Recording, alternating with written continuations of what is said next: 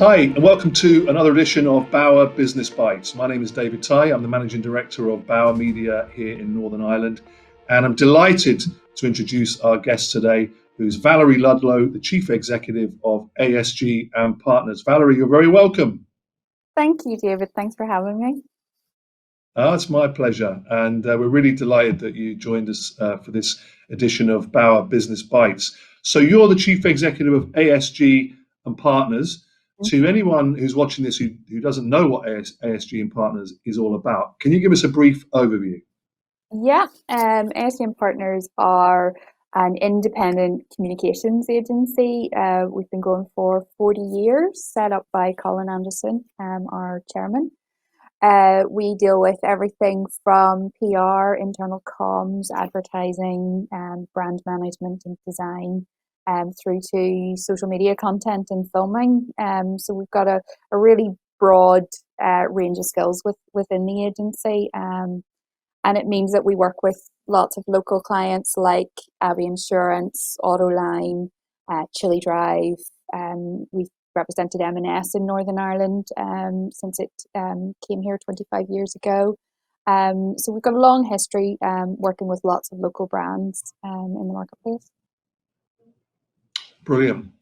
What are you seeing at the minute in terms of how some of these brands that you've been working with, how are they reacting to the current situation? Obviously, it's changing all the time. What are some of the common threads that you're seeing right now? Right now, we're entering the discovery phase of what going back to work might look like over the next few months. So there's a lot of conversations that we're having with clients about communications to employees. We do a lot of employer brand work and a lot of internal comms. They're particular specialisms we've introduced over the last 12 months into the agency. So really working with those organisations that are concerned that staff might not necessarily want to come back to work straight away. So how to best manage that to avoid there being absenteeism or crisis. And then the practical stuff like signage and social distancing, and just working out how we can help them best manage strategies in that and implement that, because I think everybody has realised the big yellow and black hazard tape was good in the first few weeks, but actually this is probably going to be around for a lot longer than any of us expected. So people are now thinking, well, let's have something a bit smarter and let's have something that fits into the office so that it doesn't feel quite as intimidating to customers or to clients or to employees to have. Let's have something that's part of our natural environment.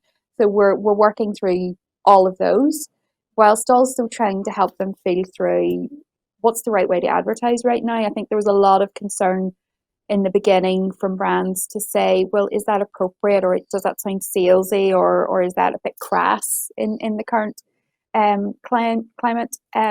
So we've had to work through that. We've adapted some things for clients, and for others, actually, we've held the line with their advertising and their messaging, because actually that's what customers expect. They expect that reassurance of they're just getting on with it and they're being leaders, and that's why they're the brands or the clients or the businesses that we choose to work with. So it's navigating all of that. And I suppose there's a huge challenge in the next phase that we're moving into and have moved into, which is a complete divergence of message in terms of sectoral differences now, whereas the previous message was pretty straightforward. Yeah.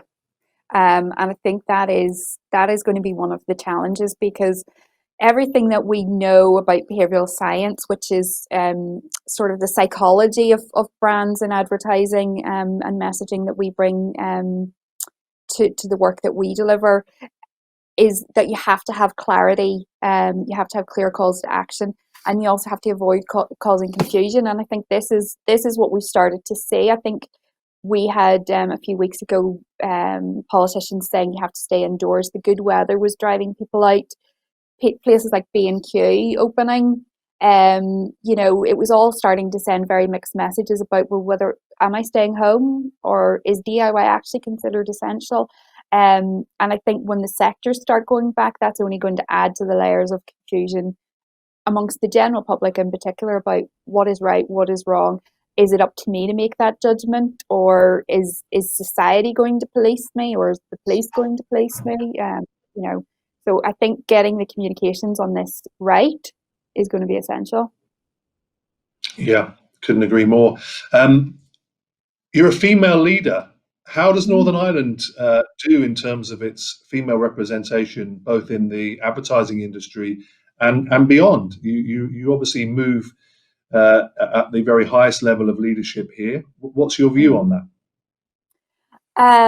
Well, I'm very lucky to have the role that I have. I also represent the IPA for Northern Ireland, so that allows me to mix on a national level as well. I think we are a very female industry, and we have a lot of, they might not necessarily be the chief execs, but we have a lot of female talent who are running things, who are the heads of the media departments, or the heads of client services, or the directors of PR. So we have a lot of very strong female personalities in the industry, and I suppose the ambition is that we will have more of them sitting around boardroom tables and making decisions and at the highest levels within our professional bodies. But I don't think Northern Ireland's actually the worst. I think actually when you start to get out to some of the other regions, we do per head of agency, we do quite well in what we've got. And actually, one of the last events that I attended before we went into lockdown was actually the IOD Women's Conference. Just at that point in March where we all started to think, did we need to take this seriously? And it was the first event that we went to where there was no handshaking and no hugging allowed, which all seemed very weird because it was literally only introduced 24 hours before the conference. But it was an event probably I'm never going to be in again, because it had hundreds of women in a single room all networking with each other, and every sector was represented. I think Northern Ireland has a lot of great female stories out there.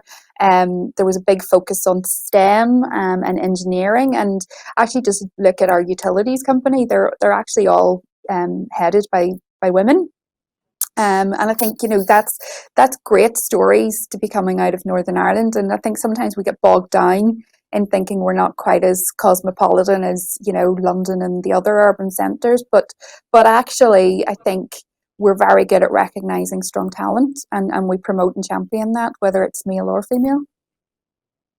Fantastic. Well, that's good to know. And listen, I wish you all the best of luck with ASG and Partners into the future.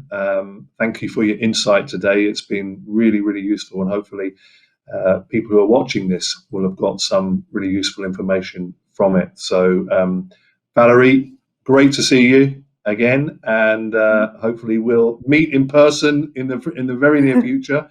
Yes. But until then, thanks very much for being our guest today. Thank you.